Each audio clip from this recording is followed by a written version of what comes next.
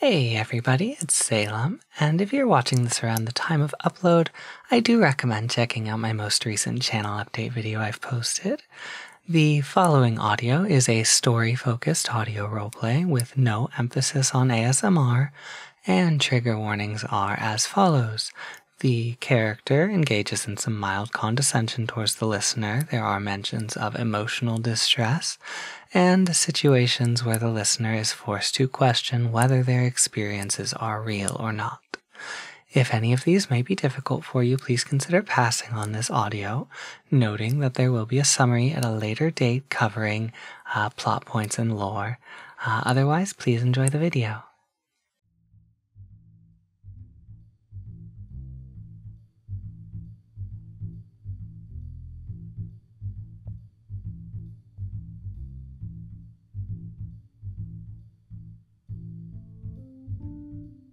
I am so sorry. It appears that all of our seats are currently taken, but if you'd like, you can have a seat in our lounge if you'd like to wait. It'll be about an hour's wait, but as soon as the table opens up, we'll get you seated.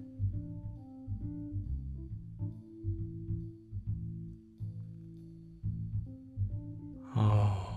A crowded restaurant, isn't it? It's very popular for good reason. Have you been here before? No, I suppose you wouldn't have. It's not much of a walk-in sort of joint. Not quite fine dining, but I'm not one to complain. I've always been more a fan of quantity than quality, if I'm being entirely honest. Here, there's no worries. You can come and sit with me. Oh, you look nervous. I apologize. I'm a touchy sort. I should ask before just draping my arms over the shoulders of a stranger and getting so close. Oh, but really, I've got a free seat and I could use the company. It'll make for good conversation, and you look like the type with stories. Oh, you might not have made those stories just yet. Oh, but simmering potential just about to boil over. That's plenty fun, too. No need to worry about an order. I'm having one of everything on the menu. If you see something that looks good, just take it. It's on me. In exchange for some pleasant conversation.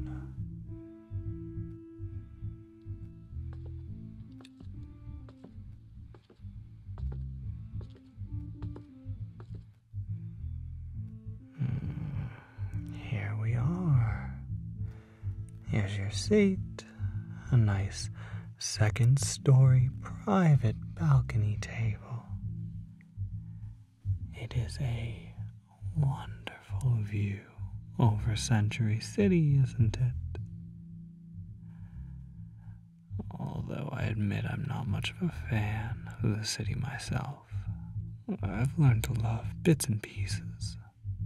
I can appreciate the sights at the very least. You yourself, what are your thoughts on it? I know everybody thinks it a crazy place, a wild city. Oh, from the Feywild district that just won't stay in one place, to the night markets where anything and everything can be a bargaining chip as long as you're talking to the right buyer. Oh, and the fragments of God's every landscape imaginable, tucked away in the funniest places. Oh, but there's still something orderly about it. You don't think so? Have you been out of the city much? To the wilds and the wastes? You should give it a try. Most people don't. And really, why would they? This is more of a small country than a city.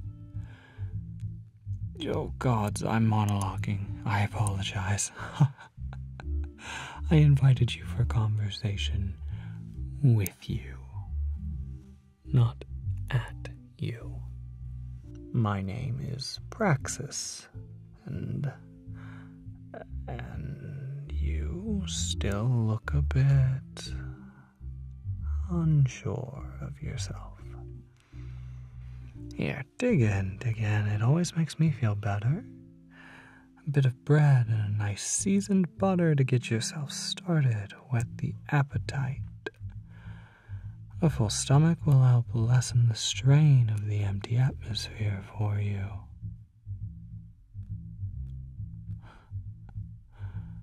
Well, I was hoping you would have noticed. But it's possible it's a bit early to expect those sorts of things. I can smell those witches on you, you know. But it is faint. Oh, you know the ones. Surely. The ones with the silly names. The eccentric three. Oh, of course I know them. Everybody knows them. They have quite the reputation in this city. Oh, yes, you didn't know? They're big shots, as much as they prefer to cloister themselves away. They like to pretend to live as shopkeepers and healers and, well, whatever it is that Clove is doing these days. The atmosphere, I've gotten off track. Oh, not the ambiance. Oh, what a funny pet. The magic in the air. You've never felt it gone, have you? Never felt void? No. Vacancy and vacuum. It's exceedingly difficult for me to feed off the magic, the way it's processed and ordered in this city, but it is doable, just a bit difficult to deconstruct. Even with all these bindings the three of them have me weighted with. Oh, please. If you looked uncomfortable before, you look positively nauseous now. I'm no threat to you, your boys have seen to that. I'm bound to the teeth in this city. They wrap me up tight. It's a game we play. They generally win, and I imagine it's more fun for them. Oh, alongside that anxiety, though, I can see that curiosity. Truly the folly of witches, but let me sate you with a story. Just a little bit of one. It's not that it's not my story to tell, really, it's all mine, but it's no fun that way.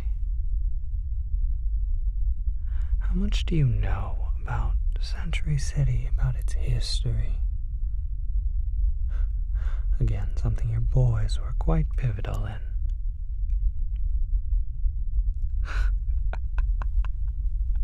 Oh, gods, unification. Hardly. This world was always unified. The magical and the mundane have always recognized the talents of one another. Is unification really the excuse they're using? Some species may have had their gripes with one another, but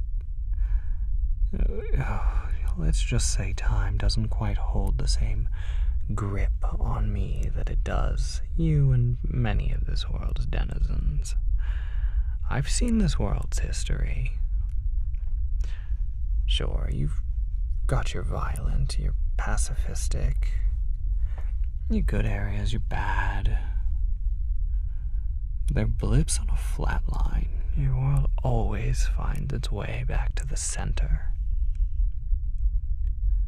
No.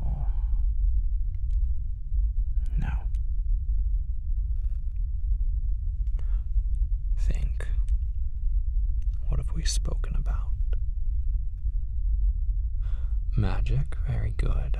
What's the magic like here? Ordered, structured, yes, so incredibly easy to cast, to mold, so very predictable. What's the magic like elsewhere? Chaotic. Wild. But it's hardly unlivable. The city's old, but it's not that old. People existed prior, and they dealt with it fine, yes? Oh, yes, the way this city is, the way the magic is here, it's a result of the city. It didn't predate it. I'd like you to explore that. Learn. Take in as much knowledge as you can in that pretty head of yours. Consume it and find out for yourself. Don't ask your boys about it. Oh, no, that is not for my sake. There is quite literally nothing more they can do to me. That's for yours. You start poking holes in centuries' mythos. It's bound to cause you problems. With them in particular. Curiosity is the folly of witches. The structure of magic within the confines of this city. And a final clue, then. 3 is a good number. Everything has its opposite. Magic, too. Magic especially. And it's not what they tell you. Oh, I'm so sorry if you find these breadcrumbs and cryptic little tidbits infuriating. I have to entertain myself somehow. I apologize if my talk of your feelings and anxieties gave you the wrong idea that they had any bearing on me. The truths of this world are so deeply hidden. And my gods, you are so far away from them. You've only skirted the edges. And you could have gone on that way for so long. But now, you've got a story to make. This isn't your teacher's story. It's not my story. This is all yours. Doesn't everybody want a story? It's quite exciting, isn't it? Besides, I've needed a new story to keep myself entertained. Leaving already? Don't bother, I've had my fill. I was here more for the spectacular company than the food. The magic will return soon. It always does. I'll leave you to your thoughts. I'm sure we'll speak again soon.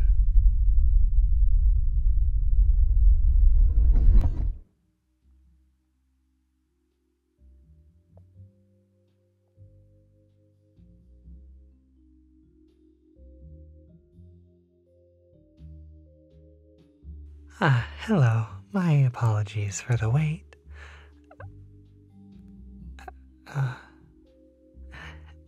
Excuse me? Yes, I can take you to your table now.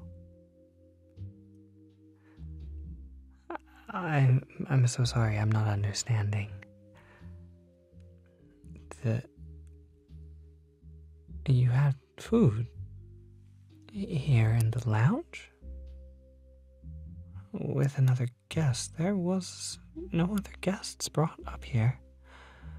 None that I saw. I brought you up here about an hour ago to our waiting area. And the table's just opened, so I came to fetch you. I don't mean to be rude, but are you feeling